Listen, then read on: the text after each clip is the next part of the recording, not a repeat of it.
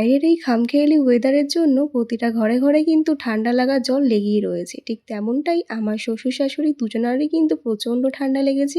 শ্বশুরমশাইয়ের তো জ্বরও চলে এসেছে, আর তাদের মুখে একেবারে স্বাদ নেই। তাই তাদের মুখে স্বাদ ফেরানোর জন্য আজকে আমি বানিয়েছিলাম এই উচ্ছে মশলার রেসিপিটি, যে রেসিপিটি কিন্তু আমার দিদার। চলো তোমার সাথে একটু ছোট করে শেয়ার করে দিই। প্রথমেই উচ্ছেগুলোকে 3টে সিটি মেরে নিয়েছিলাম প্রেসারে দিয়ে, আর তারপরে কিন্তু কড়া করে নুন হলুদ মাখিয়ে ভেজে নিয়েছিলাম। আর এখানে মশলায় নিয়েছিলাম 4টে পেঁয়াজ, কটা রসুন আর কটা কাঁচা লঙ্কা।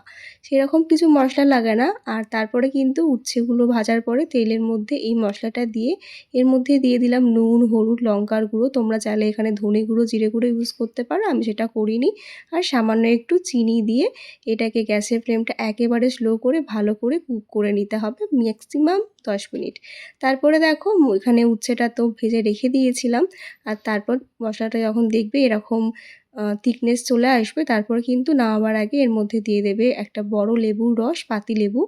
আর তোমরা চাইলে এখানে কিন্তু গন্ধরাজ লেবু ইউজ করতে পারো, আমি এখানে পাতিলেবু ইউজ করেছিলাম। তারপরে দেখো মশলাটা নামিয়ে নিলাম, আর এখানে উচ্ছেগুলো তো ভালো করে ভেজেই নিয়েছিলাম। এগুলোর ভেতরে কিন্তু মশলাগুলো পুড়ে দিলেই আজকের উচ্ছে মশলা কিন্তু একেবারে রেডি। যাদের মুখে একেবারে টেস্ট নেই তারা কিন্তু এই রেসিপিটা অবশ্যই ট্রাই করতে পারো। কেমন লাগলো আজকের এই রেসিপিটি অবশ্যই জানিও। ভালো লাগলে কিন্তু লাইক কমেন্ট করতে কেউ ভুলো না। তাহলে চলো আজকের মতন টাটা, দেখা হচ্ছে আবার কোনো নতুন ভিডিওতে।